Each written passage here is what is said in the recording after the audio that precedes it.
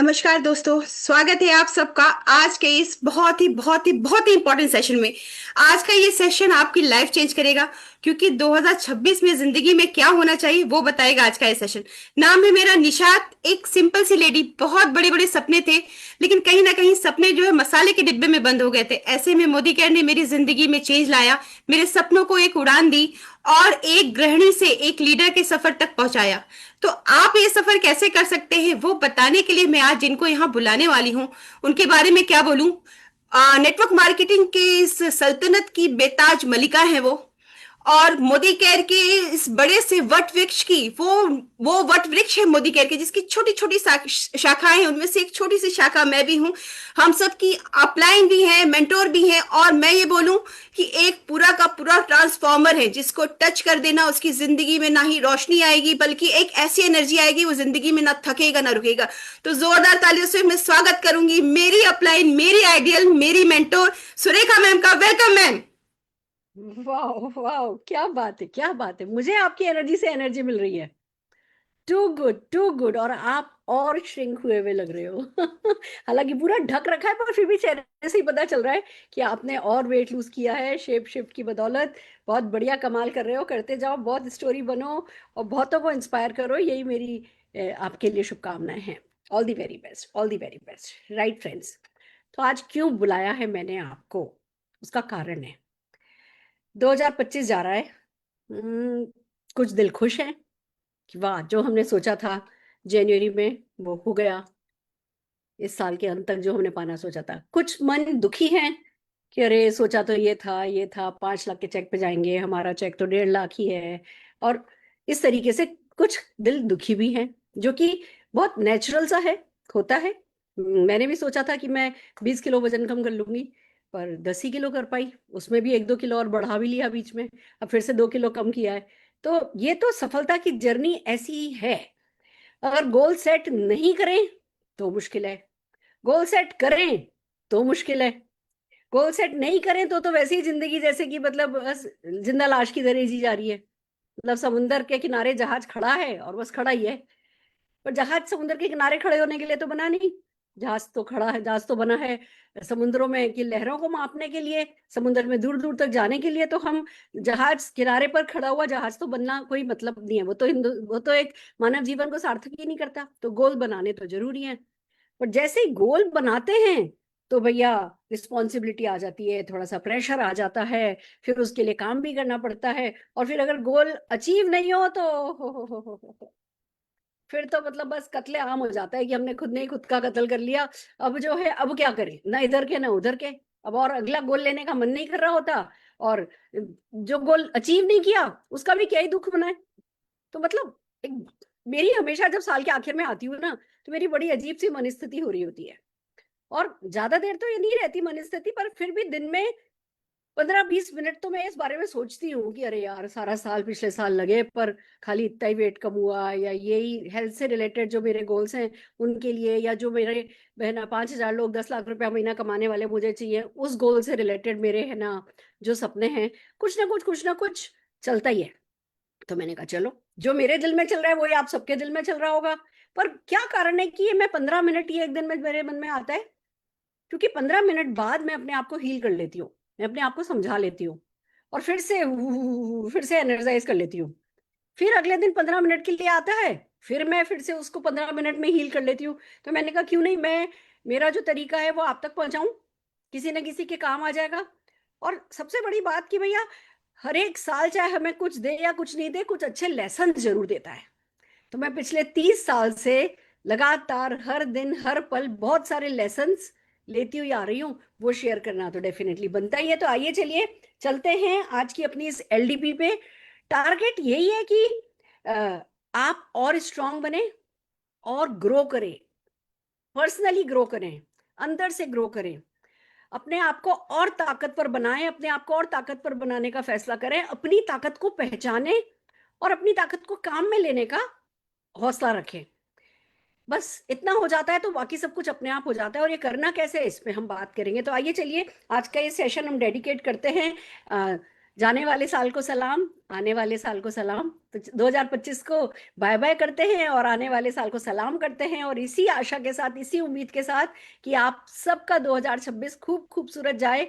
In advance मेरी तरफ से आप सबको हैप्पी न्यू ईयर। और चलिए इस हैप्पी न्यू ईयर को खाली शब्दों में नहीं मनाएं, हम सब दिल से अगले साल दिसंबर में और हैप्पी हों। जितना इस साल हैप्पी है दिसंबर में, उससे ज्यादा हैप्पी हो, यही मैं चाहती हूँ। तो क्या है सक्सेस? कैसे मिलेगी सक्सेस? कैसे आएगा 1 लाख रुपए का चेक? उसके कुछ बेसिक स्टेप्स हैं जिस पर मैं आज बात करने वाली हूं। पहला स्टेप, 1 लाख रुपए का चेक तब आएगा जब आप एक बड़े बिजनेसमैन की तरह सोचोगे, एक बड़े इंडस्ट्रियलिस्ट की तरह सोचोगे। आप सोचो जी मैं तो सिंपल हाउसवाइफ हूँ, मुझे तो ये नहीं आता, मुझे तो वो नहीं आता, मेरी तो मोबाइल रिपेयर की शॉप है, मैं तो 24 घंटे बिजी हूँ, मेरा तो ये है, मेरा तो वो है। जब तक आप अपने आप को ले मैन बोलोगे, आम आदमी बोलोगे, या नौसिखिया बोलोगे नेटवर्क मार्केटिंग में, जब तक आप अपने आप को अंडर एस्टिमेट करोगे, तब तक 1 लाख रुपया महीना नहीं आएगा। इट्स हाई टाइम आप लोगों को अपने आप से कहना शुरू करना है, I am a businessman, I am an entrepreneur, I am an industrialist. मैंने एक बहुत बड़े धंधे को शुरू किया है, मैं एक बहुत बड़े धंधे का मालिक हूं। ये मालिकपन, जब तक आप लोगों ने निश हेयर की मालकिन को देखा है? निश हेयर एक है ना, आर्टिफिशियल हेयर बनाने वाली कंपनी है। शार्क टैंक में जब ये आई थी ना, वो शार्क टैंक मैंने देखा था, तब इसका महीने का 1 लाख 1.5 लाख का टर्नओवर था बस। और ये शार्क टैंक में आई, आकर के इसने फटाफट फटाफट जो इसके है ना आर्टिफिशियल हेयर है वो अपने बालों में लगा लगा के अलग अलग हेयर स्टाइल से दिखाए, ये किया वो किया, और फिर आखिर में कहती है मैं निश शेयर की मालकिन। क्या बोली? मैं निश शेयर की मालकिन। मैं 1 लाख 1.5 लाख के टर्नओवर की बात कर रही हूँ, लाख डेढ़ का 1.5 लाख का प्रॉफिट नहीं कमाती थी। मैं निश शेयर की मालकिन इतने परसेंटेज के लिए इतने करोड़ रुपया आपसे मांगती हूँ। जब उसने निश शेयर की मालकिन बोला ना, वो उसी क्षण करोड़ों की मालकिन बन गई थी। उसके उस मालकिन पे आप लोग अगर यूट्यूब पे जाएं और शार्क टैंक निश शेयर की मालकिन करके डालेंगे ना, तो कोई ना कोई वीडियो आपको देखने को मिल जाएगी। आप देखना वो कितनी छोटी थी उस समय औकात में, पर उससे बात कितनी बड़ी गई थी। मैं निश हेयर की मालकिन, आप लोगों को मौका देती हूँ मेरी बिजनेस में पार्टनरशिप करने का। ओ माय गॉड, सबके सब फ्लैट हो गए। उसको है ना मिला भी, उसको काफी बड़ा है ना शार्क टैंक से वेंचर भी मिला, फाइनेंशियल भी मिले। पर उस लड़की ने, अभी वो 1.5 साल पुरानी बात नहीं है ये, जब इसने किया तब से अब तक करोड़ों की बिजनेस को खड़ा कर लिया है। अभी तो ये जो है ना सबसे बड़ा इटली में ये होता है रेड कारपेट ऑस्कर का, है ना फिल्म है ना, कोई बहुत बड़ा है ना, जहाँ से सिर्फ ऐश्वर्या राय और ऐसे बड़े बड़े लोग जाते हैं, सोनम कपूर, उसमें गई थी इस बार वो। करोड़ों की मालकिन सचमुच बन गई। मेरे को वो बहुत पसंद है, क्योंकि वो अपने आप को पसंद करती है, वो अपने आप को बड़ा समझती है। हम नेटवर्क मार्केटिंग करने वालों की एक सबसे बड़ी लकूना, जो सबसे बड़ा माइनस पॉइंट ये होता है कि हम अपने आप पे शक करते रहते हैं, क्योंकि हमें खुद को हमारे अंदर लगता है कि अरे एक छोटे से बिजनेस के मालिक हैं हम अपने दिमाग में, क्योंकि सामने तो हमारे करोड़ों रुपए की कोई फैक्ट्री नहीं खड़ी, करोड़ों रुपए की कोई ऑफिस नहीं हमारा लिया हुआ, रोज हमें कहीं निकल के ऑफिस जाना नहीं, तो हमारे को वो, हमें खुद ही लगता है कि हमारा बिजनेस छोटा है। और जब ये लगता है कि हमारा बिजनेस छोटा है, तो हमारा बिजनेस छोटा ही रह जाता है। छोटा सोचने वालों का, अपने बिजनेस के बारे में छोटा सोचने वालों का 1 लाख रुपए का चेक नहीं आता है, हरगिज नहीं आता है। तो जो मेरा पहला आपके लिए इस साल का आखिरी लेसन है वो ये है कि भाइयों और बहनों, जरा कॉलर अप करो। अपने अपने कॉलर अप करो। सारी दुनिया को ये बिजनेस समझ में नहीं आता। सारी दुनिया इस बिजनेस की को देख भी नहीं पाती है, उनको कोई इनवाइट करने वाला भी नहीं मिलता है। उन्होंने सुनी अनसुनी बातें बस इधर उधर से सुनी होती हैं, उन्होंने कोई मीटिंग नहीं अटेंड करी होती, उन्होंने किसी सुरेखा भार्गव को नहीं सुना होता, उन्होंने किसी 1.25 करोड़ रुपया कमाने वाले को देखा नहीं होता, उन्होंने आपकी तरह इस बिजनेस में जी जान डालने का इरादा नहीं बनाया होता। और आप उन करोड़ों से अच्छे हो, और आप एक बड़े बिजनेस में हो। इस बिजनेस में लाखों करोड़ों नहीं भी लगाया है, तो भी आपको इसको करोड़ों जितना बड़ा मानना होगा, और अगर आपने मान लिया तो आप जीत जाओगे। मैं आपको 2-3 एग्जांपल देना चाहती हूँ। मेरे नाना जी की जब डेथ हुई, तो मेरी मम्मी 6 साल की थी, और उनका एक छोटा भाई भी था, और बड़े भाई थे, 2 बड़े भाई थे, और एक बड़ी बहन थी, 5 भाई बहन ये लोग।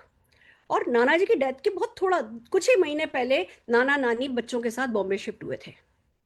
और जब नाना की डेथ हुई, अचानक से बीमार हुए, अचानक से डेथ हुई, तो सब लोगों ने नानी को बोला कि है ना, जो है मथुरा वापस चल लो। मथुरा रहते थे, मथुरा के हम लोग, ननियाल मेरा, कि मथुरा चल लो, मथुरा चल लो, अब तो यहाँ भी किराए के मकान में रह रहे हो, इसका किराया देना मुश्किल हो जाएगा, ये हो जाएगा, वो हो जाएगा, बॉम्बे है, महंगा है, ऐसा है, वैसा है। तो पता है नानी क्या बोली? कि वहां मेरे को कौन देखेगा। तो कहने लगे लोग, एकदम से जो लोग सलाह दे रहे थे उन्होंने बोला ना वहां मेरे को कौन देखेगा, तो सलाह देने वालों ने बोला कि भगवान है ना, भगवान देखेगा। तो बोली फिर भगवान ही देखेगा तो भगवान तो मुझे मुंबई में भी देख लेगा, उसके लिए मुझे मथुरा जाने की क्या जरूरत है। उन्होंने इरादा कर लिया कि वो मथुरा नहीं जाएंगी। काम क्या संभाला? जो उस समय पोस्ट होती थी, है ना, कुरियर वुरियर तो होते नहीं थे, जो कुछ भी जाता था वो सरकारी दफ्तर से जाता था।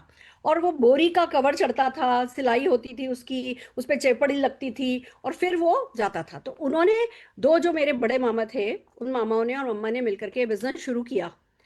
तो काम क्या था?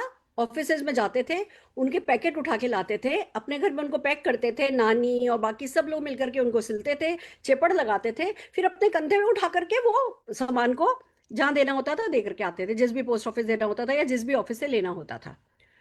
ऐसे ये बिजनेस से शुरुआत हुई थी। एक बार मामा, दो डब्बे थे, दो पार्सल थे उनके कंधे पे, और लोकल ट्रेन में चढ़ना था। वो लोकल ट्रेन में बहुत भीड़ थी, एक डब्बा ट्रेन में रह गया और मामा और दूसरा डब्बा बाहर रह गए। ये शुरू शुरू की बात है, जब बिजनेस शुरू हुए कुछ ही महीने हुए थे। लोकल ट्रेन कितनी तेज चलती है, आप लोगों को अंदाजा नहीं हो तो यूट्यूब देख लेना कि लोकल ट्रेन कैसे चलती है। दोस्तों, मामा उस पटरी पे कूदे, एक डब्बा अपने कंधे पर रखा, और दूसरे स्टेशन तक लोकल ट्रेन के पीछे भागे। कस्टमर का पैकेट नहीं खो जाए। नहीं तो क्या था उस बिजनेस में, तब ना तो इनके लाखों लगे थे और ना लाखों कमा रहे थे। इतनी सिंसियरिटी की क्या जरूरत थी कि ठीक है चला गया, चला गया, सॉरी बोल देंगे, क्या होगा, एक कस्टमर चला जाएगा, चला जाएगा, क्या कर देगा, केस थोड़ी कर देगा, और केस कर देगा तुम्हारे पास है ही क्या देने के लिए। पर नहीं, आज बिजनेस में नाम बनाना है तो वो कूदे, पटरी पे उस ट्रेन के पीछे पीछे भागे, और जब वो ट्रेन रुकी अगले स्टेशन पे तो उस ट्रेन पे चढ़े, पीछे वाले डब्बे पे चढ़ गए, फिर किसी तरह से कर करा के जिस डब्बे पे सामान रखा था उस डब्बे तक पहुंचे। दोनों डब्बे लेकर के क्लाइंट के यहाँ पहुंचे थे, पसीने पसीने, क्या हाल हुआ होगा आप समझ सकते हो। आज वो मुंबई के सबसे बड़े म्यूजिकल स्टोर के मालिक हैं। शाहरुख खान से लेकर के, आशा भोसले से लेकर के, और सारे के सारे म्यूजिक डायरेक्टर्स, बम्बई की बॉलीवुड को अगर किसी को कोई म्यूजिक इंस्ट्रूमेंट चाहिए होता है ना, तो मेरे मामा की दुकान से लिया जाता है। अब वो बिजनेस खूब बढ़ गया है। एक ने इंपोर्ट संभाल लिया, एक बच्चे ने एक्सपोर्ट संभाल लिया, एक ने रिटेल संभाल लिया, एक ने होलसेल संभाल लिया, सबके पास बीएमडब्ल्यू है, सबके पास मर्सिडीज है, सबके पास आलीशान घर है। पर याद रखिए, उन्होंने जो तब किया था उस ट्रेन के पीछे भागे थे। बिजनेस ऐसे बनते हैं। क्या आप अपने आप को ऐसा डेडिकेटेड बिजनेसमैन मानने को तैयार हो? That's the question. ऐसी एक किस्सा और बताती हूँ। एक बार हम हर गर्मी की छुट्टी है ना बॉम्बे आया करते थे, तो हम आए हुए थे, बारिश हो रही थी, जून का महीना, बारिश हो रही थी जम करके। और ये लोग सुबह 8 बजे, सवा 8 बजे करीब अपनी दुकान के लिए निकलते। इतनी बारिश थी कि है ना दुकान के लिए निकलना ही नहीं हो पा रहा था। और पता चला कि भैया लोकल ट्रेन भी बंद हो गई हैं, सड़कें भी सबकी सब है ना, इतनी जाम था कि कोई अगर कार में बैठा है तो वो कार का दरवाजा खोल ही नहीं सकता था, चारों ओर गाड़ियां ही गाड़ियां थी। और ये डाउट होने लगा कि अब बारिश रुक नहीं रही है, तो अब तो वहां पे गोडाउन में दुकान पे पानी चला जाएगा। ऊंचा था, दुकान इनकी ऊंची है, पर बारिश ही इतनी हो रही थी कि पता लग रहा था कि हाँ जी कभी भी पानी भर जाएगा बेसमेंट में। और बेसमेंट में गल्ला रखा था जिसमें नोट होते हैं। दोस्तों, ये लोग तीनों चारों जने जो जो दुकान संभालते थे, बड़े मामा, उनके बच्चे, ये सब पैदल पैदल 2-2.5 घंटा चल करके उस दुकान पे पहुंचे। वहां पे जितना भी सामान, जो जो गिटार विटार हारमोनियम, जो जो निकाल सकते थे, जो जो बचा सकते थे, वो बचाया। वो लॉकर खोला और उसमें नोटों की गड्डी, लाखों रुपए की नोटों की गड्डियां लेकर के घर आए, फिर 2.5 घंटे चल करके। और उस दिन सारी रात हम सब ने बैठ करके नोट सुखाए। ऐसा नहीं था कि गीले नोट थे चलो जी फेंक दो। मुझे याद है, माइक्रोवेव तो उन दिनों होता नहीं था, उन दिनों वो वाला अवन होता था, उसमें गीले कपड़े में रख करके कुछ कुछ करके उनको सुखाया जा रहा था। हमने ऊपर वाले मामा से भी प्रेस ले आए थे, नीचे वाले नितिन भैया से भी प्रेस ले आए थे, हम कपड़े के बीच में नोट रख करके उनको प्रेस कर रहे थे। हम सब ने मिलकर के सारी रात नोट सुखाए। ऐसा होता है बिजनेसमैन। 2.5 घंटे जाना, 2.5 घंटे आना, अपना गल्ला बचाना। हमारा गल्ला क्या है? हमारी इवेंट। हम इवेंट में जाते हैं तो हमारा सपना बच पाता है, हमारे सोच बच पाती है। और अगर बारिश हो गई तो हम उस इवेंट में, अच्छा नहीं हो या बारिश हो रही है, क्योंकि हमारे को दिखता नहीं है ना कि वो इवेंट हमारा गल्ला है। उस इवेंट में हमारे लाखों रुपए नहीं जाएंगे तो डूब जाएंगे, ये हमें दिखता नहीं है ना। ये हमारा ओरिएंटेशन नहीं है, ये हमारे बिजनेस को लेकर के सोच नहीं है। और ये सोच ही है जो सारा कमाल करती है या सारा घोटाला करती है। जिसने भी इस सोच को जीत लिया उसने जग जीत लिया। और नहीं तो मेहनत में बरकत ही नहीं होती है। मैं लोगों को, सुरेखा भार्गव से, मैंने लाखों लोगों को सुरेखा भार्गव से ज्यादा मेहनत करते देखा है, पर जिस सोच के साथ करते हैं ना, वो बस मात खा जाती है। सोचते भी हैं तो कंसिस्टेंसी नहीं रख पाते सोच की। थोड़े दिन अच्छा सोचा, फिर कुछ गड़बड़ हुई तो गड़बड़ हो गए, फिर कुछ गड़बड़ हुई तो गड़बड़ हो गए। मैं आपको बताती हूँ, एक सीमेंट फैक्ट्री का मालिक अगर सीमेंट फैक्ट्री बनाता है ना, करोड़ों रुपया लगाता है, 500-600 करोड़ लगाता है। जिस दिन भूमि पूजन होता है ना, उस दिन से कम 5-6 साल तो 1 रुपया नहीं कमाता। वो वहीं रहता है फैक्ट्री में। अपने 2 साल के बच्चे को भी फैक्ट्री में रखता है, अपने 12 साल के बच्चे को भी फैक्ट्री में रखता है, वहीं एक क्वार्टर, वहीं एक घर बनाता है, वहीं स्टाफ का घर बनाता है, 24 घंटे उसी कंपाउंड में रहता है। मैंने किसी सीमेंट फैक्ट्री के मालिक को, जब सीमेंट फैक्ट्री शुरू करी हो, उस जगह से बाहर नहीं देखा। बहुत सारी सीमेंट फैक्ट्रीज मैंने विजिट करी है मेरी पीएचडी के टाइम पे, और सब वहीं कंपाउंड में रहते हैं। और आपको सबसे बड़ी बात बताती हूँ, सीमेंट फैक्ट्री में रहने से अस्थमा के इतने चांसेस होते हैं, क्योंकि वो मिट्टी, बालू, वो कोयला, वो जो चीजें जो मिलकर के सीमेंट बनता है, और फिर जब वो सीमेंट फैक्ट्री में सीमेंट बनता है तो जो उड़ता है, आस पास सब तरफ खूब जबरदस्त पोल्यूशन होता है, और वो सीमेंट आपके छाती में जम रहा होता है। साला 500-600 करोड़ लगाने के बाद भी बंदा खुद के बच्चों की सेहत भी जब दांव पे लगाता है ना, तब जाकर के सीमेंट फैक्ट्री का मालिक बन पाता है। और हमें अपनी पीढ़ी दर पीढ़ी सुधारनी है। हम चाहते हैं कि भैया मेरी पीढ़ियों को 10 लाख रुपए महीना मिले, मेरे मरने के बाद भी मिलता ही रहे, मेरी पीढ़ी के बाद पीढ़ी को मिले। और एक बच्चे ने कुछ कह दिया कि नहीं आज तो मेरा पिक्चर देखने का मन है, तो अच्छा भाई, बच्चे का पिक्चर देखने का मन था इसलिए अपलाइन को बहाना लगा दिया, बच्चे की तबीयत ठीक नहीं है, और नहीं गए जी ऑफिस जो मीटिंग में जाना था। इसको कहते हैं बड़ा बिजनेसमैन। ऐसा होता है बड़ा बिजनेसमैन। मैं अभी एक दिन, निशांत और मैं एक फिजियोथेरेपिस्ट के पास से लौट रहे थे, 8:30 बजे का अपॉइंटमेंट बंबई में। क्योंकि लोग शाम को ही फ्री होते हैं ना, कोई डॉक्टर 10 बजे से पहले फ्री नहीं होता, 11:30 बजे तक घर नहीं पहुंचता डॉक्टर। मैं फिजियोथेरेपिस्ट के पास गए हुए थे, मैं और निशांत, तुम 9:30 बजे वापस लौटे। तो जब हमने कार पार्क करी, तो जो हमारे यहाँ 6th फ्लोर पे जो रहते हैं, उन्होंने भी कार पार्क करी। उनकी भी BMW ही थी, बड़ी कार थी। हस्बैंड और बेटा, मतलब मेरी एज के जो थे, वो हस्बैंड और उनका बेटा, दोनों टिफिन लेकर के कार से उतरे। कितने बजे? 9:30 बजे। क्या करते हैं? राजकुमार ज्वेलर के ओनर हैं। कम से कम 200-300 करोड़ लगाया होगा तब राजकुमार ज्वेलर खोला होगा। मैंने निशांत को बोला बाद में, जैसे ही वो तो 6th फ्लोर पे उतर गए, हम 10th फ्लोर तक जा रहे थे, मैंने कहा निशांत, जो करोड़ों रुपया लगा करके भी 9:30 बजे घर में घुसे ना, उसको कहते हैं बिजनेसमैन। और हम जैसे लोग जो करोड़ों रुपया कमाना चाहते हैं, हम तैयार नहीं है जी 9:30 बजे घर में घुसने के लिए। और फिर कहते हैं कि हमें करोड़ों मिलना चाहिए। मैडम, मेरा 70,000, मेरा 1,70,000, मेरा 2,70,000 ही क्यों आ रहा है? मेरा क्यों नहीं 27 लाख आ रहा? या मेरा क्यों 20,000 आ रहा है? हम सोचते हैं आज का कल करेंगे, कल का परसों करेंगे। उसको बिजनेसमैन नहीं कहते, उसको शौक कहते हैं। तो अगर शौक से कर रहे हो तो शौक से ही कर लो, फिर तो उम्मीद ही नहीं करो, अगले साल का कोई टारगेट ही नहीं लो कि आपको लाख रुपया कमाना है या 10,000 या 20,000। मैं उम्मीद कर रही हूँ कि आज की मीटिंग में अगर 1,000 लोग बैठे तो ये सब वो टाइटल पढ़ के ही आए होंगे या मेरी ऑडियो सुन के आए होंगे कि 1 लाख रुपया कमाना सिखाऊंगी। अगर शौक ही फरमाना है तो शौक फरमाओ, फिर अपने ऊपर कोई बर्डन ही नहीं लो। फिर आओ मीटिंग में, जब मन करता है आओ, ताली बजाओ, चले जाओ, कोई कुछ नहीं बोलेगा। वैसे भी कोई कुछ नहीं बोलता इस बिजनेस में, पर हम खुद को बहुत कुछ बोलते हैं इस बिजनेस में। पर जो कुछ हम अपने आप को बोलते हैं, चाहे शाबाशी देते हैं या खुद को धत्तेरे की करते हैं, उसके जिम्मेवार भी तो हम ही होते हैं। तो जो मेरी पहला हाथ जोड़ के आप सबसे रिक्वेस्ट है वो ये कि एक बड़े बिजनेसमैन की तरह सोचो। उसके बिना गंगा जमुना पार होनी नहीं है। अगर किसी ने मजाक में आपसे कह दिया है कि बिना उसके हो जाएगी, तू तो बस ज्वाइन कर ले, ज्वाइन करने से ज्वाइन ही किया जाता है, बड़ा सोचने से लाखों कमाया जाता है। तो पहला लेसन मेरे पास जो आपके लिए वो ये कि भैया बड़े बिजनेसमैन की तरह सोचो और उसकी तरह कुछ भी कर गुजरने का इरादा रखो। फर्स्ट प्रायोरिटी पे, सेंटर में अपनी लाइफ के मोदी केयर को रखो, फर्स्ट प्रायोरिटी पे रखो।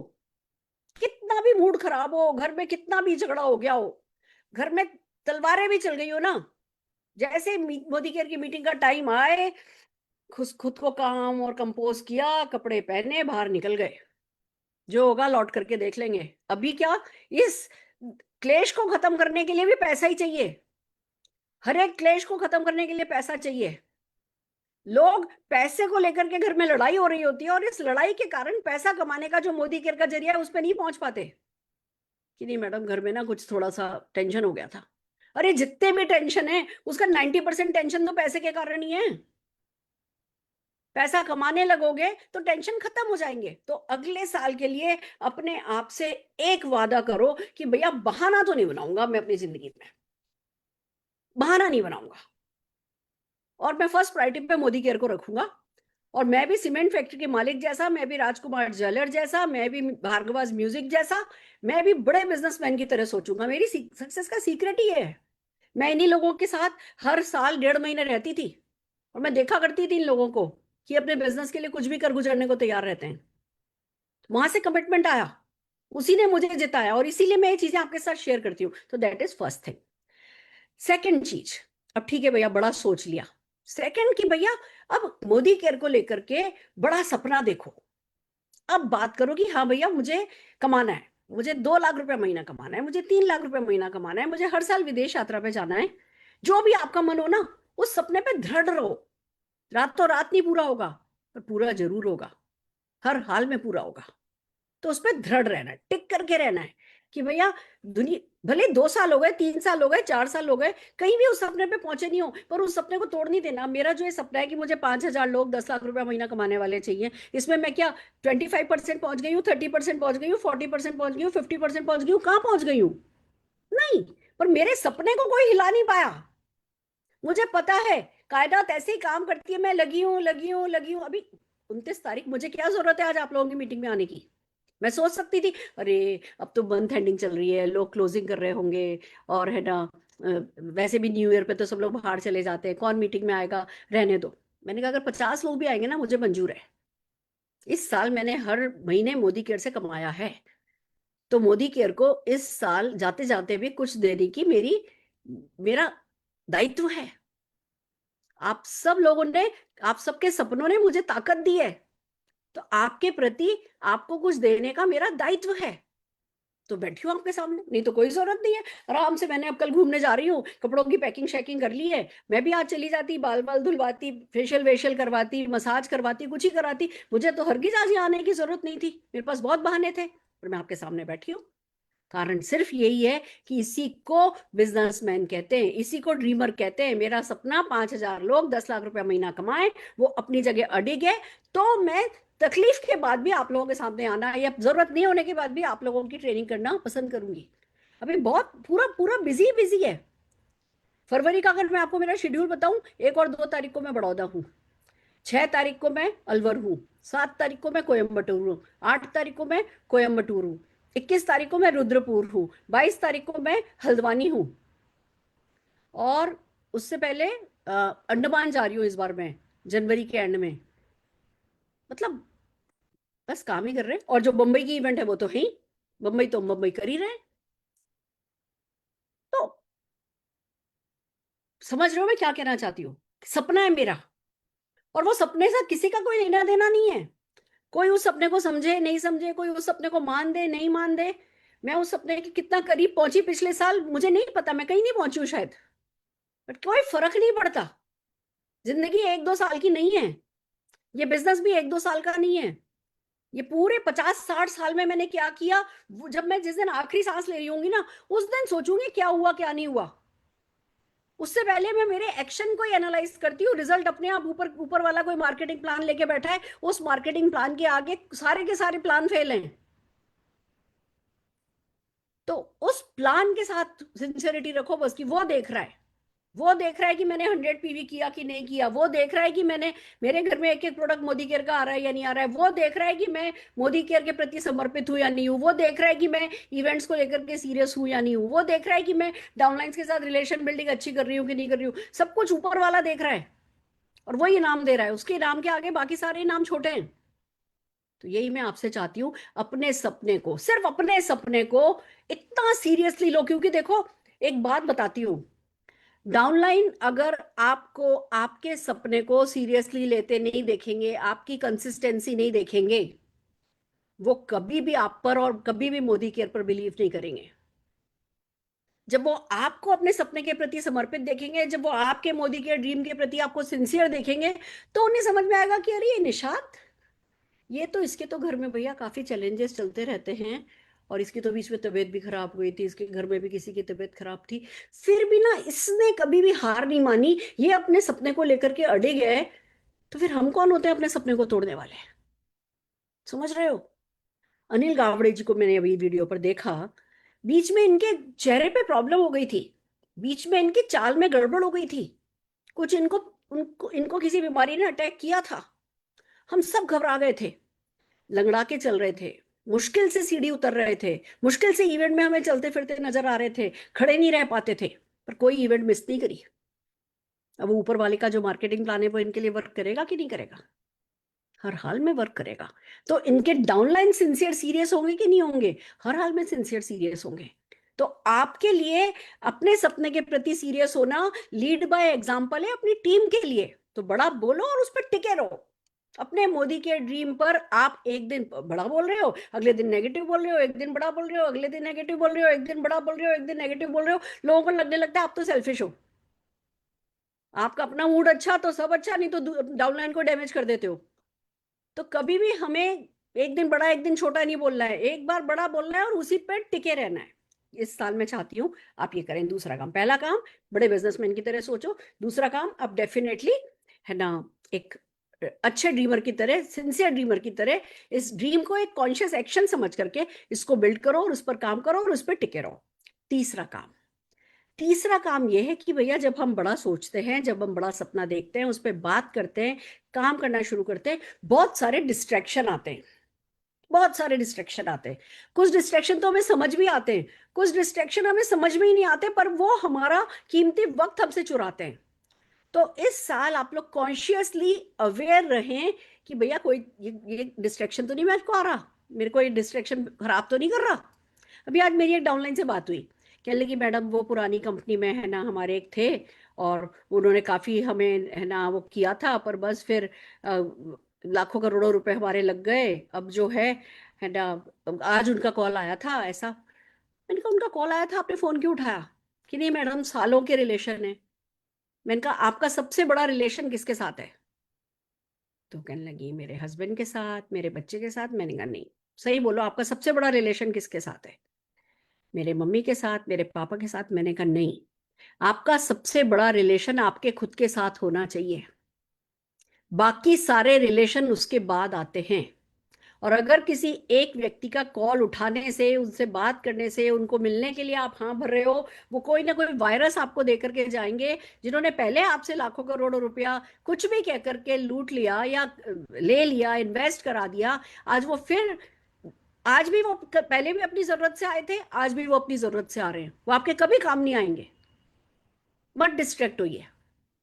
तो मैं आपको समझाने की कोशिश कर रही हूँ कि एक दो तीन चार लिस्ट बनाइए कि कौन कौन सी चीज आपको डिस्ट्रैक्ट करती है, कौन चीज है जो आपको थोड़ा सा अपने सपने से भटकाती है, कौन चीज है जो आपके थोड़ा सा अपना एक्शन पोस्टपोन कराती है। तो खुद आपकी लिस्ट बन जाएगी कि क्या क्या है आपको डिस्ट्रैक्ट करता है। जैसे मैं वन बाय वन चलती हूँ। सबसे पहला डिस्ट्रैक्शन जो मुझे हुआ था वो ये कि जैसे ही इस बिजनेस को ज्वाइन किया और इसके बारे में समझी, तो जो पहला डिस्ट्रैक्शन था वो ये था कि नहीं, लोग नहीं समझेंगे। मैं तो समझ गई, लोग नहीं समझेंगे।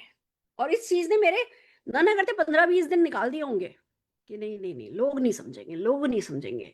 वो लिस्ट बनाई तो नहीं, वो पिंकी जी जी उनका तो ऐसा है, बेबी जी जी उनका तो ऐसा है, ये तो ये तो ये तो वो तो वो, ये नहीं वो नहीं ये नहीं। चलो, जो लिस्ट में थोड़ा लग रहा था कि अच्छा ये शायद समझेंगे, उनको जाके समझाया तो किस्मत के मारे उन्होंने भी हमारा मजाक बना दिया। अपनी बेस्ट टीचर को बोला तो कहने लगी सुरेखा तुम तो बहुत समझदार हुआ करती थी।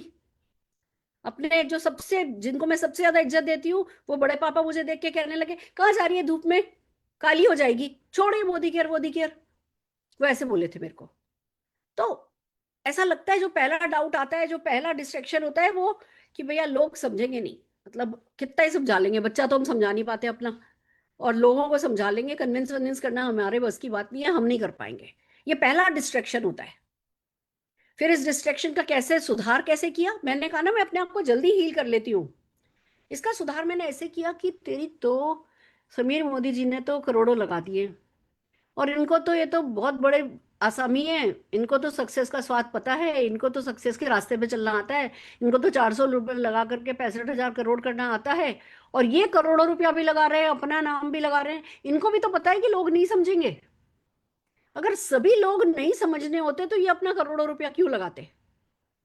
यानी कि ये सच है, लोग नहीं समझेंगे, सब लोग नहीं समझेंगे, पर जितने लोग मुझे चाहिए उतने समझ जाएंगे, जितने लोग समीर जी को चाहिए उतने समझ जाएंगे। ये कॉमन सेंस की बात मैंने अपने आप को समझाई, और फिर मैं तैयार हो गई। मैंने कहा लोग भले ही नहीं समझें, मैं समझ गई ना, तो मैं मेरे समझाने जितने 4-6 लोग ढूंढ लूंगी। 140 करोड़ है, सारे रिश्तेदारों ने मना भी कर दिया तो भी कोई बात नहीं, मैं सीख लूंगी कि कैसे अनजान लोगों से बात करें। मैं ना लेने को तैयार हूं, मैं बेइज्जती करने को होने को बेइज्जत होने को तैयार हूं, क्योंकि मुझे ये समझ में आ गया है कि इज्जत का रास्ता बेइज्जती के रास्ते से ही होके निकलता है। और एक बात बताऊं आपको, बड़ी प्यारी बात मैंने धीमे धीमे सीखी, कि ये जो लोग हमारी बेइज्जती कर रहे होते हैं ना, अरे ये कोई नहीं चलेगा, तुमसे कुछ नहीं होगा, ऐसा है वैसा, ये जो हमारी बेइज्जती कर रहे होते हैं ना, बड़ी प्यारी बात बता रही हूँ आपको, मेरे एक्सपीरियंस से सीखी है मैंने, ये असल में हमारी इज्जत कर रहे होते हैं। अंदर से तो इनको बिल्कुल फुकरी होती है कि अरे यार इसने तो कर लिया, अब कहीं ये सक्सेसफुल हो गई हम ही रह जाएंगे। होता है ना, अपने दोस्त को फर्स्ट आते देख करके जलन तो होती है ना। तो जो है मना कर रहे होते हैं, पर अंदर से सच बात यह है कि वो हमारी इज्जत कर रहे होते हैं, क्योंकि वो खुद भी अपनी लाइफ में कोई डेयरिंग करना चाहते हैं, पर वो हिम्मत नहीं कर पा रहे, और हमने वो हिम्मत कर ली, तो अंदर ही अंदर तो वो हमारी इज्जत ही कर रहे होते हैं। ये बात अलग है जब हम सक्सेसफुल हो जाते हैं, फिर उनके अंदर की फीलिंग निकल के आती है, हमें तो पहले ही पता था, हमें तो ये था वो था, हमने जो शुरू से तुम पे भरोसा किया था, बाद में बातें निकल के आती हैं। तो किसी की बेइज्जती से कोई फर्क नहीं पड़ता, अपनी बेइज्जती अपने को खुद नहीं करनी है बस। शीशे के सामने खड़े हो ना तो नजर आना चाहिए कि यार सुरेखा भार्गव, मतलब आज तूने ना, तू दादर से बैठी लोकल ट्रेन में, तू चर्च गेट पे उतरने वाली थी, चर्च गेट से 3 स्टेशन पहले तूने 50-60 काली पैंट सफेद शर्ट लाल टाई पहने हुए लोग देखे, तुझे लगा ये तो नेटवर्क मार्केटिंग की कोई मीटिंग लग रही है। तू अगले स्टेशन पे उतर गई, पैदल पैदल पैदल रेल की पटरी के साथ साथ चल करके पीछे की मीटिंग में गई, पता चला वहां एमवे की मीटिंग चल रही है, तू जाकर के बैठी, इधर वाले से भी बात करी, इधर वाले से भी बात करी, तू 2 डाउनलाइन लेकर के आई। सुरेखा भार्गव, तू सचमुच इज्जत के काबिल है, और इज्जत तो छोड़, तू सचमुच सफलता के काबिल है। जब हम वैष्णो देवी जाते हैं, कष्ट उठाते हैं, तो हमारे को लगता है ना हम भगवान की मेहरबानियों के काबिल हैं, हम उसकी बंदगी के काबिल हैं, हम उसकी कहते हैं ना कि दुआओं के काबिल हैं। ऐसे ही जब हम मोदी के लिए एक्शन करते हैं ना, तो खुद की इज्जत बढ़ जाती है, आई एम द बेस्ट, वो करना है। तो पहला डिस्ट्रैक्शन को मैंने ऐसे काटा कि भैया सब करेंगे, सब करेंगे, सबका वक्त आएगा, मेरा वक्त आ गया है, तू आगे बढ़ बस। फिर मेरे को कभी ऐसा लगता भी था ना तो करके आगे निकल जाते कि गलत ख्याल आ रहा है, समझ रहे हो, ऐसे किया। दूसरा डिस्ट्रैक्शन, जैसे ही दूसरा डिस्ट्रैक्शन की बात करती हूँ तो मुझे याद आ जाता है कि जी जब हम लोगों पे हम भरोसा करते हैं ना, लोग करेंगे करेंगे, फिर हम आगे बढ़ते हैं, फिर थोड़ी थोड़ी देर में गुब्बारा फूस, पता है किस बात पे होता है, यार मुझसे नहीं हो पाएगा, मेरे बस की नहीं है, लोग इतने सवाल पूछते हैं, माय गॉड जान खा जाते हैं, ऐसा है ऐसा है, कोई समझने को तैयार नहीं होता। मतलब हमें अपने पे डाउट होने लगता है कि यार मुझे कुछ नहीं आता, मैं तो बिल्कुल जीरो पे बैठी हूँ। रोज ही मेरे को कोई ना कोई एहसास दिलाता है कि मैं जीरो पर बैठी हूँ। ये डिस्ट्रैक्शन आता है, सबके जीवन में आता है। इसका क्या उपाय है, रोज 1 घंटा कम से कम अपने आप को डेवलप करने पे लगाओ।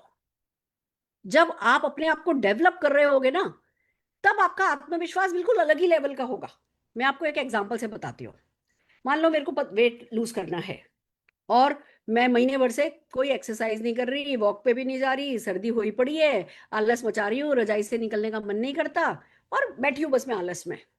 रोज सोचती हूँ कल से करूंगी, फिर एक दिन उठ भी गई तो अरे कोई ट्रैक नहीं मिल रहा, कोई टी शर्ट नहीं मिल रही, क्या पहन के जाऊं, वो लाल वाली जैकेट का चली गई। ऐसे कुछ ना कुछ हो जाता है ना, जब हम अंदर से पूरी तरह से कमिटेड नहीं होते तो उस समय क्या कोई मेरे को विश्वास दिला पाएगा कि मैं जो है पतली हो जाऊंगी? खा रही हूँ, जम करके खा रही हूँ, आइसक्रीम भी खा रही हूँ, ये भी खा रही हूँ, केक भी खा रही हूँ, कोई भी मुझे मोटिवेट कर सकता है? आप मेरे सामने 25 टेस्टिमोनियल ले आओ, 25 टेस्टिमोनियल। मैंने 10 किलो कम किया, मैंने 20 किलो कम किया, मैंने 2 किलो कम किया, मैंने 5 किलो कम किया, पर मेरे को तो पता है कि भैया मैंने तो पिछले इतने समय से बहुत ही बेईमानी करी है, मैं पतली नहीं हो सकती। और चलो आज मेरे को थोड़ा भरोसा आया, मैंने मोदी केयर के 25 टेस्टिमोनियल देखे, सुबह उठी, 20 मिनट की वॉक करके आई, ध्यान से सुनना, 20 मिनट की वॉक करके आई और पूरे दिन संभाल के खाया, खाया सब कुछ, बट ऐसे चलो 2 गस्से का ये खा लिया, गाजर का हलवा बिना शक्कर वाला 2 गस्से का खा लिया, थोड़ा संभाल के खाया। अब शाम को क्या मैं मोटिवेटेड हूं या नहीं हूं? मैं मोटिवेटेड, हर हाल में मोटिवेटेड हूँ। बड़े से बड़ी सुरेखा भार्गव भी मुझे मोटिवेट नहीं कर सकती थी, बट जैसे ही मैंने थोड़ा सा संभला, यानी इसका मतलब क्या समझ में आता है? Motivation is equal to discipline and process. क्या बोला मैंने? लिखो इसको, motivation is equal to process plus discipline. और कोई मोटिवेशन नहीं है, आप भले 1000 के 1000 लोग सुरेखा भार्गव की मीटिंग आखिर तक देखो, पर जैसे ही मीटिंग बंद होगी आप 15-20 मिनट बाद अपने ओरिजिनल सेल्फ पे आ जाओगे। हो सकता है कल तक, कुछ लोगों को कल तक असर हो जाए। सिर्फ असर लंबा मेरी मीटिंग का सिर्फ उसको चलेगा जो कल किसी प्रोसेस में ढला है। अभी मैं आपको सिखाऊंगी कि कैसे गोल सेट करना, कैसे एक्शन करना, और अगर आप में से कोई भी उस एक्शन पे लग गया कल, तो सुरेखा भार्गव का मोटिवेशन लंबा चलेगा। और अगर आप प्रोसेस में नहीं पड़े तो मोटिवेशन खत्म है, मोटिवेशन नहीं होता। तो motivation is equal to process plus discipline. क्या होता है ये समझो, इस बात को समझाने की कोशिश करती हूँ मैं। प्रोसेस यानी कि आपको सफल होने के लिए जो करना है, क्या करना है भैया? सपनों की लिस्ट बनानी है। क्या करना है भैया? लोगों की लिस्ट बनानी है, मेमोरी जॉगर बनाना है। क्या करना है भैया? इनविटेशन करना है। क्या करना है भैया? अपॉइंटमेंट लेना है। क्या करना है भैया? प्रेजेंटेशन करना है। उसके बाद क्या करना है? क्लोजिंग करनी है। क्लोजिंग के बाद क्या करना है? फॉलो अप करना है। फॉलो अप के बाद क्या करना है? हाँ लेनी है या ना लेनी है, साइन अप करना है। साइन अप के बाद क्या करना है? ढंग से साइन अप करना है। फिर क्या करना है? न्यू कंसल्टेंट ओरिएंटेशन करना है। फिर न्यू कंसल्ट ओरिएंटेशन के साथ क्या करना है? उसके साथ भी सपनों की लिस्ट बनवानी है, ड्रीम एक्सरसाइज करवानी है, उससे भी मेमोरी जॉगर बनवाना है, उससे भी है ना अपॉइंटमेंट करवाने हैं, होम मीटिंग करवानी है, प्रेजेंटेशन करवाना है, उसके लिए भी क्लोजिंग होगी, उसके लिए भी फॉलो अप होगा, उसका भी साइन अप होगा, उसका भी रजिस्ट्रेशन होगा ढंग से, और फिर उसके लिए भी न्यू कंसल्टेंट ओरिएंटेशन किया जाएगा। फिर जो ज्वाइन करेगा उसके लिए भी ड्रीम एक्सरसाइज की जाएगी, मेमोरी जॉगर बनेगा, इन्विटेशन होगा, प्रेजेंटेशन होगा, क्लोजिंग होगी, फॉलो अप होगा, उसके बीच में ऑब्जेक्शन हैंडलिंग होगी। प्रोसेस तो सबके साथ वही सेम है, यस और नो? ये प्रोसेस है। अब इस प्रोसेस को किए बिना ₹1,00,000 नहीं आ सकता, और इसीलिए हम आपको कमांडो इन एक्शन, जो हम बार बार 11-11 दिन का कर रहे हैं, कि आपको प्रोसेस को करने के लिए जो स्किल चाहिए वो स्किल आपको मिल जाए और आपकी टीम में ज्यादा से ज्यादा लोगों को आ जाए। आती है, बहुतों को आती है, पर हमने उसको स्ट्रक्चर दे दिया जिसे ज्यादा लोग डुप्लीकेट कर सकें। अभी तक क्या है, टीम में कोई स्मार्ट है तो कर लेगा, स्मार्ट नहीं है तो नहीं कर पाएगा। कमांडो इन एक्शन के कारण क्या होता है, कोई स्मार्ट भी कर लेगा, कोई जो स्मार्ट नहीं है वो भी नहीं, वो भी कर लेगा। कितने लोगों को एबीसीडी आती है? कितने लोगों को आ ई ऊ आता है? 1 2 3 4 कितनों को आता है? आसान काम है ना? फिर भी इसके लिए टीचर रखा गया था, मार मार के टीचर्स को सिखानी पड़ी थी एबीसीडी, आ ई क ख ग घ ड़ त थ द द न, यस और नो? उसके लिए भी टीचर रखा था। और हम ये पीढ़ी दर पीढ़ी बिजनेस चलाने वाले बिजनेस में जो टीचर कहे वो तो धत्तेरे की।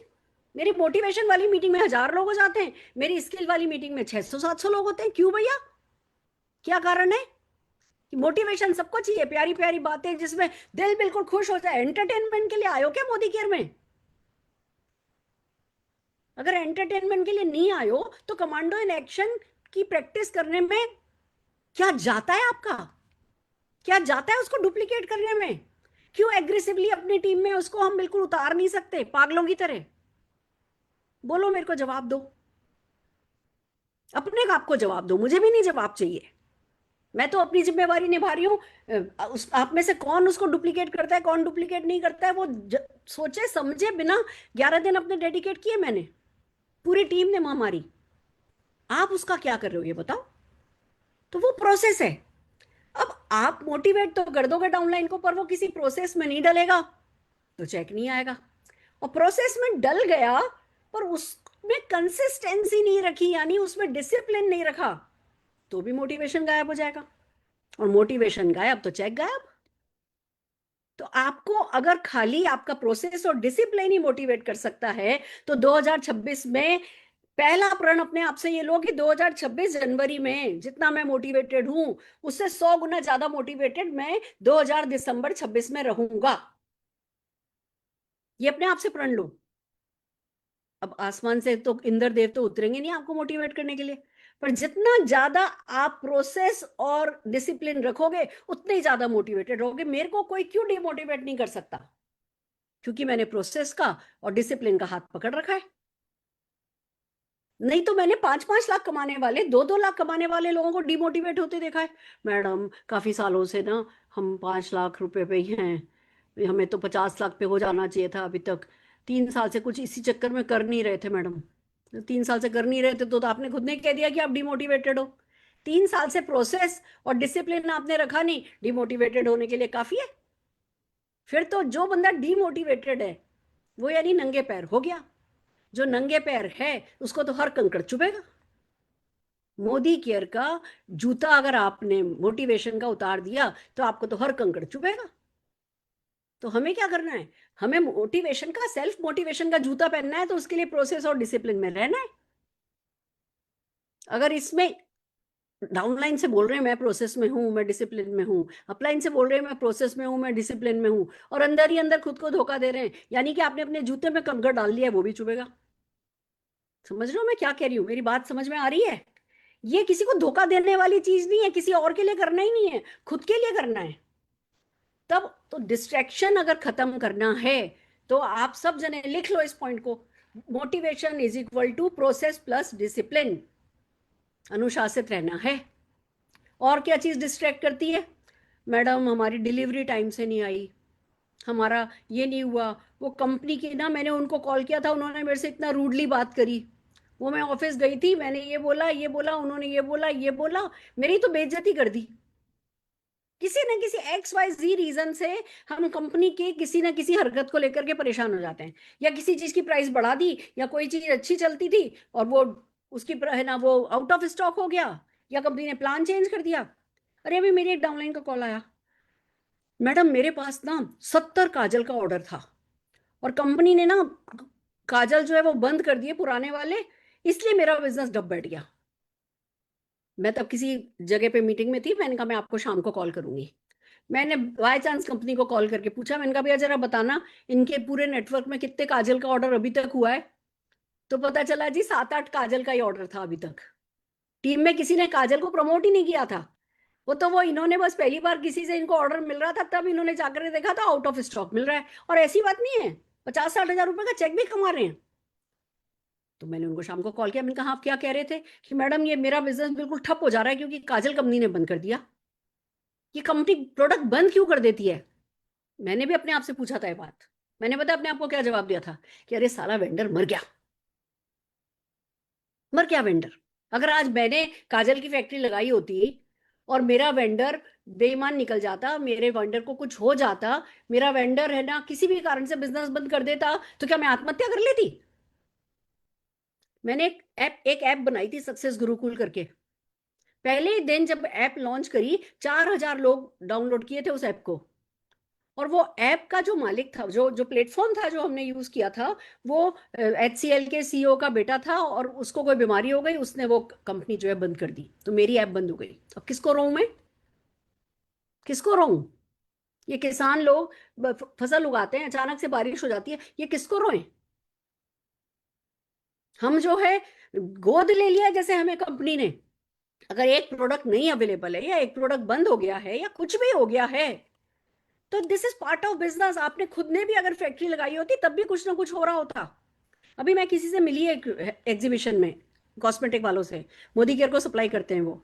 मैंने उनसे पूछा कि पहले एक प्राइमर आता था, उसका कोई मुकाबला नहीं है, उसका मुकाबला आज तक हमारा भी कोई प्राइमर नहीं कर पाया। कहने लगे मैडम जो 2500 रुपए का सिलिकॉन आता था, अब वो 25,000 रुपए का हो गया है। तो अगर हम अब आपको वो दें प्राइमर तो बहुत महंगा हो जाएगा। तो कुछ ना कुछ कारण XYZ रीजन होता है जिसके कारण कंपनी नई प्रोडक्ट अगर कंटिन्यू कर पाई, या कुछ भी कारण हुआ, तो क्या हम आत्महत्या कर लेंगे क्या, या बच्चों का गला घोट देंगे, या अपने सपनों का गला घोट देंगे? जब नहीं घोटेंगे तो इन बातों से परेशान क्यों होना? Control the controllable. टेबल के उस तरफ का काम कंपनी कर रही है, उनको करने दो, टेबल के इस तरफ का काम हम करते हैं। इसीलिए मैं कहती हूँ खाली एक रेंज पर काम नहीं करो, खाली कलर कॉस्मेटिक पे काम नहीं करना है, खाली वेलनेस पे काम नहीं करना है। 2 4 5 कैटेगरी लेकर के चलो, कभी कोई कैटेगरी उठती है, कभी कोई कैटेगरी उठती है, आपका बिजनेस लगातार उठा रहता है। समझ रहे हो?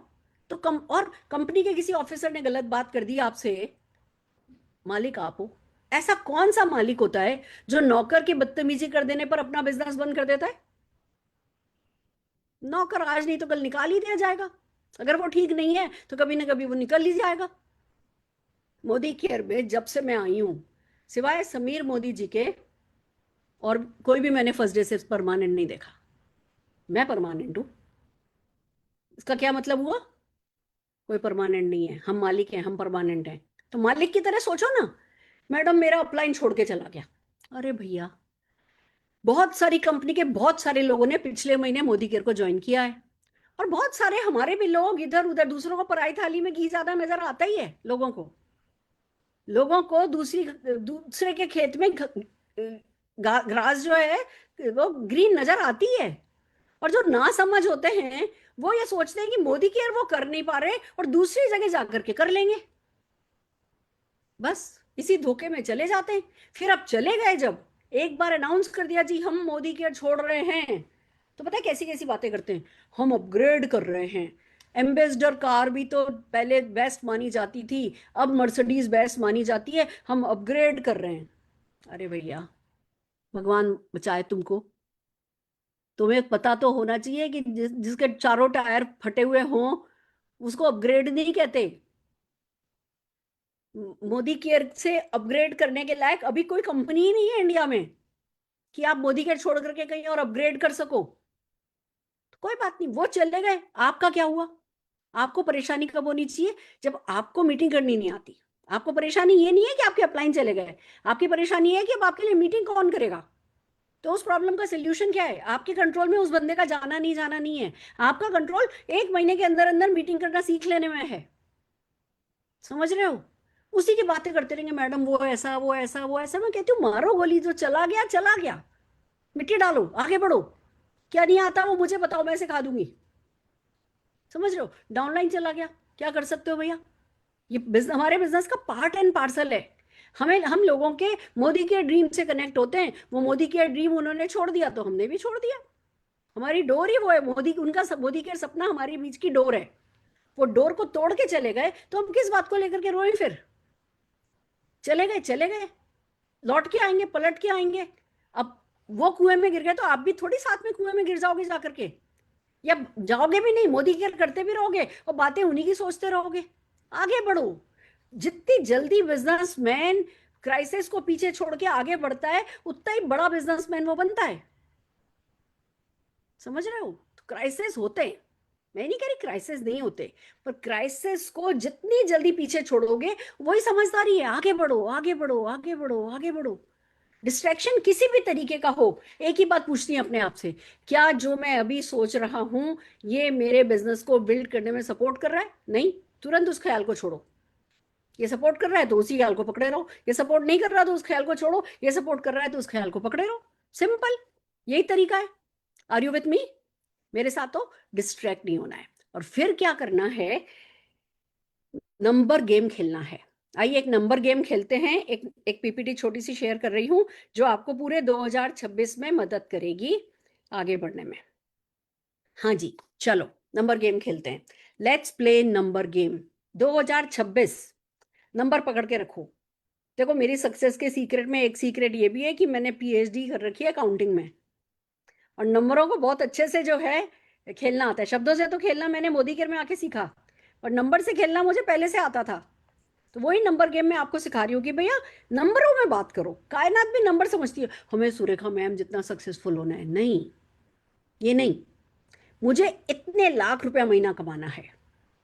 नंबर में बात करो, कायनात से भी नंबर में बात करो। और क्या क्या करना है, खुद देखो कि आप सीरियस ड्रीमर हो या नहीं। और आपकी टीम में अभी दिसंबर में, आप अभी कल क्लोजिंग करोगे, कल क्लोजिंग करने के बाद 1 तारीख को ये होमवर्क करना है आप सबको। एक रजिस्टर लीजिए, रजिस्टर में कॉलम बनाइए, और कॉलम में पूरे 12 महीने, मतलब बड़ा पहला जो कॉलम होगा, पहला कॉलम बड़ा बनाना है जिसमें नाम लिखना है डाउनलाइन का। फिर जनवरी, फरवरी, मार्च, अप्रैल, ऐसे 12 महीने का है ना लाइनें खींच देना। फिर नाम लिखा, मान लो नाम लिखा अनिल गावड़े जी, या कोई भी नाम ले लो कि नाम लिखा। उसके आगे अभी उस व्यक्ति की टीम में कितने ड्रीमर हैं। जनवरी में मान लो उनकी टीम में, मान लो अनिल गावड़े जी की टीम में, जस्ट फॉर एग्जांपल 50 ड्रीमर है, सीरियस ड्रीमर, जिन्होंने अपना विजन बोर्ड बनाया है, जो अपने ड्रीम पे बात करते हैं, जो अपने ड्रीम को पे अफर्मेशन करते हैं, जो ड्रीम को लेके बहुत सीरियस हैं। 50 हैं, 50 लिख दिए, जनवरी में 50 है। अब जो है दिसंबर में लिखा, दिसंबर 2026 में कितने चाहिए, मान लो 300 चाहिए, तो 300 लिख दिया। अब उस 300 पे फोकस करना है। देखो जी, अगर 300 ड्रीमर आपकी टीम में होंगे ना, 300 ड्रीमर, सीरियस ड्रीमर, मैं बहुत बड़ी बात करने जा रही हूं, अगर 300 सीरियस ड्रीमर आपकी टीम में होंगे तो आपका कम से कम 10 लाख रुपए का चेक आ रहा होगा। और ड्रीमर बनाने के लिए क्या करना है, लोगों के साथ ड्रीम एक्सरसाइज करनी है, खुद के ड्रीम को बहुत सीरियसली लेना है, ड्रीम पे बात करनी है, हर बार मजबूती के साथ बात करनी है, और टीम के साथ ड्रीम एक्सरसाइज करनी है।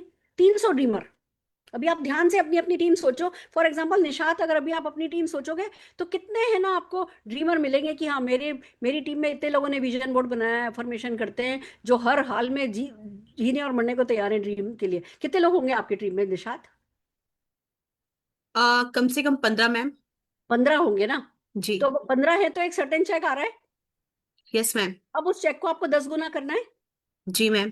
तो 15 को 150 कर दो। जी मैम। ड्रीमर 10 टाइम्स कर दिए तो चेक भी 10 टाइम्स हो जाएगा। पर वो होगा तब ना जब आप उस पर फोकस करोगे। अभी हम खड़े होकर मीटिंग में बोल देते हैं, जूम पे मीटिंग में बोल देते हैं विजन बोर्ड बनाओ, विजन बोर्ड बनाओ, टीम ने बनाया नहीं बनाया हम देखने का हमें परवाह नहीं है। तो नंबरों पे कंट्रोल हो सकता है, बिना नंबर के हम किस चीज पे कंट्रोल लेंगे? बस हम मीठी मीठी बातें करते हैं, मोटिवेशनल बातें करते हैं, तो डाउनलाइन धीमे धीमे कहने लगते हैं अरे इनका तो काम ही है ये तो अपनी मीठी मीठी बातें करके चले जाएंगे, फील्ड पे तो हमें जाना है। पर आप इस बात को सीरियसली लो कि इस महीने दिसंबर एंड में आपकी टीम में कितने ड्रीमर हैं, और 2026 एंड में कितने ड्रीमर होंगे। अगर वो 10 गुना हो गए, आपका चेक 10 गुना हो जाएगा। सिंपल। इसी तरीके से न्यू ज्वाइनिंग आपकी टीम में अभी कितने हो रहे हैं, पिछले अक्टूबर में कितने हुए थे, नवंबर में कितने हुए, दिसंबर में कितने हुए। मान लो आप देखते हो कि जी 20 न्यू ज्वाइनिंग हो रहे हैं हर महीने।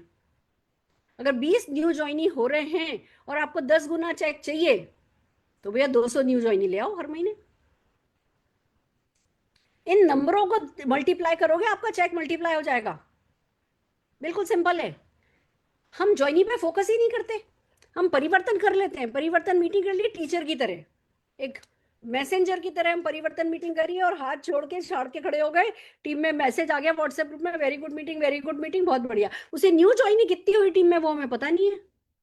अभी आप पूछ के देखो अपनी टीम में आप लोग कि किसको पता है कि उनकी टीम में कितनी न्यू ज्वाइनिंग हुए, जबकि अब तो वेबसाइट पे पता चल जाता है देखने से कि कितनी न्यू ज्वाइनिंग आए। तो अब एक टारगेट लेकर के चलो।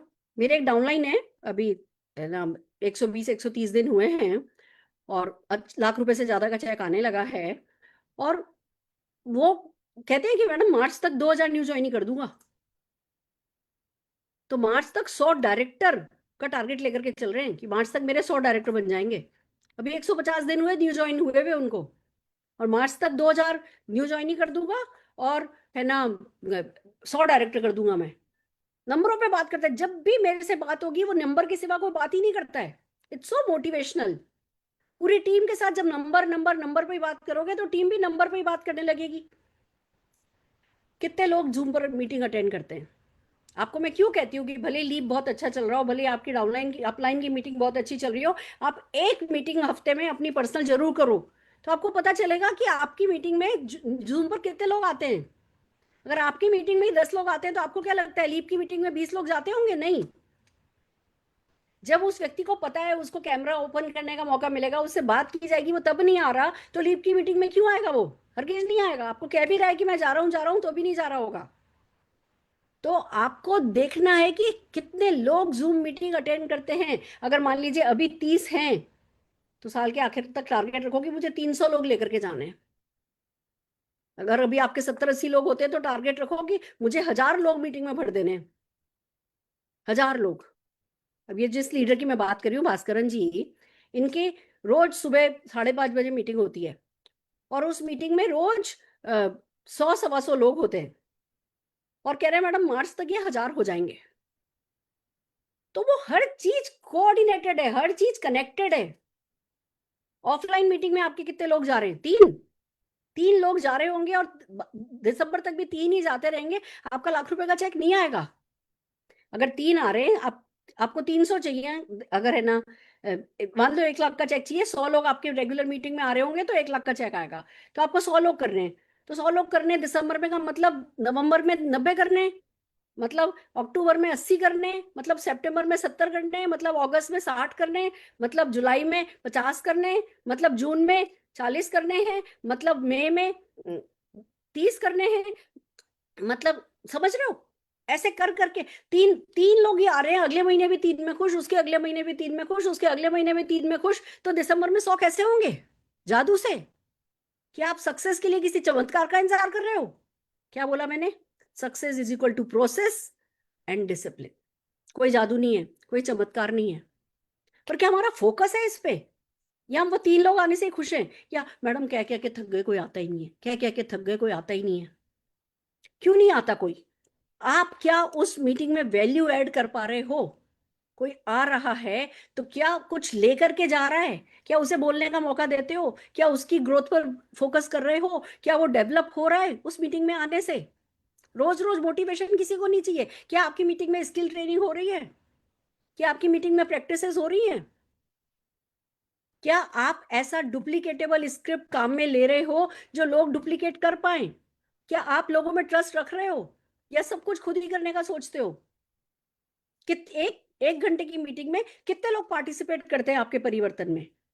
क्या हर बार आप ही एमसी बनते हो? कितने लोग एमसी के लिए आपकी टीम में डेवलप हो रहे हैं?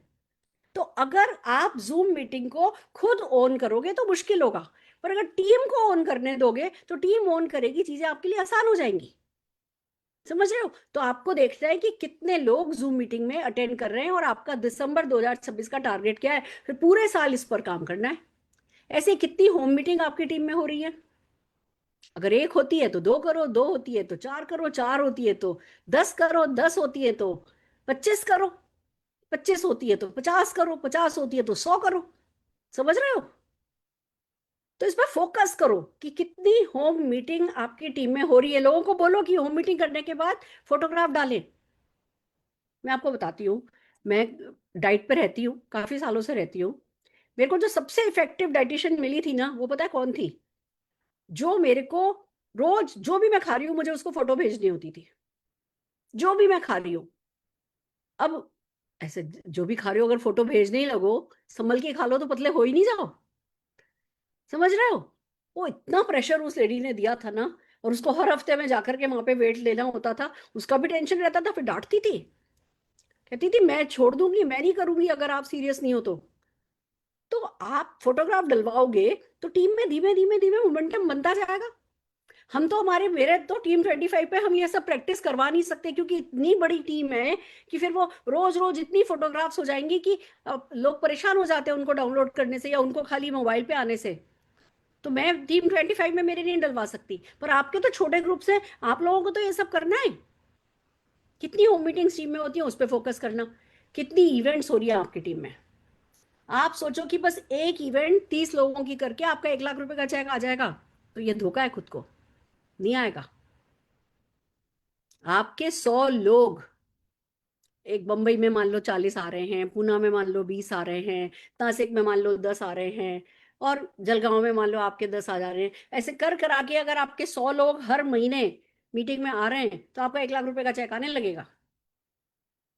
पर कितनी इवेंट हो रही है आपकी टीम में? महीने में एक, महीने में दो, या 4 महीने में एक, या हो ही नहीं रही है?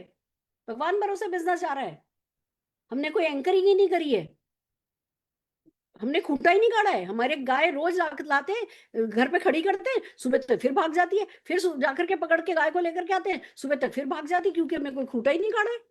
हम हफ्ते हफ्ते ऑफिस की हमने कोई कोई रूल ही नहीं रखा है। अगर आप कोई एंकरिंग रखोगे, कोई अड्डा रखोगे जहां हर हफ्ते मीटिंग होगी, तो वो खूंटा होगा, वो एंकर होगा आपके जहाज के लिए। नहीं तो बड़े से बड़े जहाज को भी अगर समुद्र किनारे खड़ा कर दो बिना एंकर के, तो वो फिसल जाते हैं, दिन रात भर में तो आधे समुद्र पार कर जाएगा। आपको समझना है, मेहनत तो कर ही रहे हो, इन चीजों के साथ करो ना, वीकली मीटिंग के साथ करो, देखो वहीं से लीडरशिप डेवलप होगी। नहीं तो मैडम मैं इस टीम को संभालता हूं तो ये टीम चली जाती है, इस टीम को संभालता हूं तो ये टीम चली जाती है। नेचुरल ऐसा ही होगा, खूंटा गाड़ो। कितने लोग 100 पीवी कर रहे हैं? 100 पीवी पे अभी तो 15% का एक्स्ट्रा पीवी भी आया है। इस महीने तो जोर लगा दो, सबकी क्लोजिंग अच्छी करवा दो और जीत जाओ। ये साल अगले साल के भरोसे नहीं छोड़ देना कि अब जो करेंगे अगले साल ही करेंगे। ये जो आखिर के 2 दिन क्लोजिंग के बचे हैं, अपनी टीम में, पूरी की पूरी टीम में ज्यादा से ज्यादा लेवल अचीव कराने की कोशिश करो। लोगों को चस्का तो लगवाओ नई लेवल का 100 पीवी को यूज करके। तो 100 पीवी क्लब के मेंबर कितने हैं टीम में? अभी 4 लोग करते हैं, तो साल के आखिर तक कितने चाहते हो? 40। अगर आप मान करके चलो, किसी टीम में 500 लोग अगर 100 पीवी करते हो ना, तो 10 लाख का चेक तो आता होगा, आई बिलीव। 5 लाख तो कहीं नहीं गया। तो धीमे धीमे धीमे नंबर बढ़ेगा, उसी हिसाब से आपका चेक बढ़ता जाएगा। उस पर फोकस तो करो। कितने लोग प्रोफेशनल कॉलर हैं कि रोज 2 कॉल करते हैं प्रोस्पेक्ट को? 2 कॉल करने वाले कितने लोग हैं आपकी टीम में? रोज करने वाले? मैडम हफ्ते में 1 दिन करते हैं, फिर 2 कॉल पे रिजल्ट नहीं मिलता तो बैठ जाते हैं। उनकी गलती नहीं है, आपको उनकी एक्सपेक्टेशन राइट सेट करनी है। 2 कॉल करने वाले लोग आपकी टीम में कितने हैं? इसको बढ़ाते जाओ दिसंबर तक, देखो मैजिक। कितनी लॉयल्टीज होती हैं, कितने लोग लॉयल्टी करते हैं, अभी देखो कितनी होती हैं। 2026 तक कितनी चाहिए वो लिखो और उस पर सारे साल काम करो। कितने लोग पावर ऑफ 4 करते हैं, अभी कितने करते हैं, दिसंबर तक अगले कितने चाहिए, और उस सारे साल उस पर काम करो। ये काम जो मैं बता रही हूँ करोगे ना, तो चेक गिनने की जरूरत नहीं पड़ेगी। बैंक में इतना पैसा आने लगेगा कि खर्च नहीं होगा। कितने लोग 5,000 रुपया प्लस कमाते हैं? अभी ये बहुत जरूरी है। मेरा भी एक डाउनलाइन का कॉल आया कि मैडम मैं तो ना परेशान हो गया, मैं ना छोड़ के जा रहा हूँ, और मैं तो अपने डाउनलाइन के कारण छोड़ के जा रहा हूँ। मेरा तो चेक आ रहा था, मेरे डाउनलाइन का नहीं आ रहा था। दूसरी कंपनी में चले गए, कुछ वहां से सेटिंग वेटिंग कर ली, लाखों रुपया ले ला लिया, जो भी किया। मैंने कहा अच्छा सर ये बता दो मुझे, सिर्फ आपकी टीम में कितने लोग 5,000 रुपया कमाते हैं? चुप। मैंने कहा अच्छा बता दो कितने लोग 10,000 रुपया कमाते हैं? चुप। मैंने कहा अच्छा ये बता दो कितने लोग 25,000 प्लस कमाते हैं? चुप। मैंने कहा अच्छा ये बता दो आपकी टीम में कितने डायरेक्टर हैं? चुप। मैंने कहा अच्छा ये बता दो आपकी टीम में पिछले महीने कितनी इवेंट हुई थी? चुप। मेरे को तो सिर्फ इतना पता है मैडम, मेरी पेड इवेंट में मेरे 20 लोग आए थे। इनका तो बस आपने 500 रुपये का टिकट लगाया, उस पर 20 लोग आए, और अब आप कह रहे हो आप उन्हीं लोगों के कारण आप छोड़ करके दूसरी कंपनी में जा रहे हो? नहीं। आपकी टीम में कितने लोग 5,000 कमाते हैं? आपकी टीम में कितने लोग 10,000 कमाते हैं? आपकी टीम में कितने लोग 25,000 प्लस कमाते हैं? आपकी टीम में कितने डायरेक्टर्स हैं? ये ये नंबर नोट करो, और दिसंबर तक इस नंबर को कितना लेकर के जाना है ये बताओ। आप नंबरों पे फोकस करोगे तो बस आपके बैंक अकाउंट में बढ़ता ही जाएगा ये गांधी जी का नोट। इस तरीके से हमको नंबर गेम खेलना है। तो क्या क्या बात मैंने करी? सबसे पहले बड़े बिजनेसमैन की तरह सोचना है। इस साल आप सबको ये प्रण ले लेना है कि भैया मुझसे बड़ा कोई नहीं, मोदी केयर से बड़ी कोई कंपनी नहीं, डायरेक्ट सेलिंग से बड़ा कोई व्यापार नहीं, और मुझसे बड़ा बिजनेस का मालिक कोई नहीं, क्योंकि मालिक ही पैसा कमाता है। और मैं इसके लिए कुछ भी करने के लिए तैयार हूं। मैंने मान लिया कि मैंने 2 4 5 करोड़ रुपए लगा दिए, दैट्स इट। दूसरा, सपना देखना है, कंसिस्टेंट सपना देखना है। वही आपकी ताकत है, वही आपको सम्मान दिलाएगा, वही आपको अच्छी लीडरशिप दिलाएगा। तीसरा, डिस्ट्रैक्शन जो तरह तरह के होते हैं उनसे रुकना है, उसका हल निकालना है, अपने आप को हील करना है, मीटिंग्स में लगातार आना है। चौथा, motivation is equal to action plus वो प्रोसेस प्लस डिसिप्लिन। इसके सिवा कोई चीज आपको मोटिवेटेड नहीं रख सकती, अपने आप को बचा करके रखना है। फिर क्या करना है? नंबर गेम खेलना है। जो कुछ भी हम अभी तक करने को कहते थे, अब उस पर नंबर डालने हैं और पूरे साल इन नंबरों पे फोकस रखना है, तो आपके बैंक अकाउंट का नंबर बढ़ता ही जाएगा, बढ़ता ही जाएगा, बढ़ता ही जाएगा, बढ़ता ही जाएगा। और ये प्रोसेस को समझाने के लिए हम कमांडो इन एक्शन लगातार हमने किया है। 30 दिन तक आजकल वीडियोस रहती हैं, मेरे फेसबुक पर जाओगे आपको 11 दिन के कमांडो इन एक्शन की मीटिंग मिल जाएगी। कोई दिक्कत हो अपने अपलाइन को कॉल करो, अपलाइन के थ्रू रचना जी को कॉल करो, मुझसे बात करो। आप लोग अपनी टीम में कमांडो इन एक्शन डुप्लीकेट करो, जिससे ज्यादा से ज्यादा लोग प्रोसेस के लिए स्किलफुल हो जाए। एक और वादा मुझे आप सबसे चाहिए, आपको पूरा 2026, देखो सूर्य का साल है ये, सूर्य का साल है, सरस्वती माँ का साल है। आपको पूरी की पूरी कोशिश करनी है कि आपकी टीम के पर्सनल ग्रोथ पर आप काम कर सको। आप लोग डेवलप करो, लोग अपने आप बिजनेस डेवलप कर लेंगे। बस इतना 2026 में करो। पैसे की चिंता करो नहीं, पैसा आता रहेगा। मैं ये नहीं कह रही कि पैसे की चिंता नहीं करो, जो फल है वो फल तो हमने खाने ही है, सपनों पे तो फोकस हमें रखना ही है। पर आज किया रिजल्ट कितना आया इस पे चिंता नहीं रखो, प्रोसेस पे फोकस करो, प्रोसेस और डिसिप्लिन पे फोकस करो। मोटिवेशन भी आ जाएगा, एक्शन भी हो जाएगा और उसके रिजल्ट भी आ जाएंगे, सब मिल जाएगा आपको। राइट जगह पे फोकस करो 2026 में। Are you ready? Are you with me? मेरे साथ हो? बस आज के लिए इतना ही काफ़ी है। Happy new year to all of you. मिलते हैं, मिलते रहेंगे, और बस आप सबके सपने पूरे हों। सच्चे दिल से ये शुभाशीष देनी थी, खास बात तो यही थी, उसी के लिए आप सबको बुलाया था। ऑल दी वेरी बेस्ट, फिर मिलते हैं। हाँ थैंक जी। You, thank you so much ma'am. आपने कहते एक नई एनर्जी भर दी है। दोस्तों, ये साल का अंत नहीं है, ये हमारी जिंदगी की एक नई शुरुआत है, और मैम ने जो कहा है उसको फॉलो करना है। मिलते हैं नए साल में, सेकंड को लीप पर। और हाँ, ये सेकंड की लीप पे हमारी जिंदगी का एक नया लीप शुरू हो रहा है, तो उसको नए फोकस के साथ शुरू करना है, नए एनर्जी के साथ शुरू करना है। Thank you so much ma'am. Thank you so much. Good morning everyone. Welcome welcome, good morning.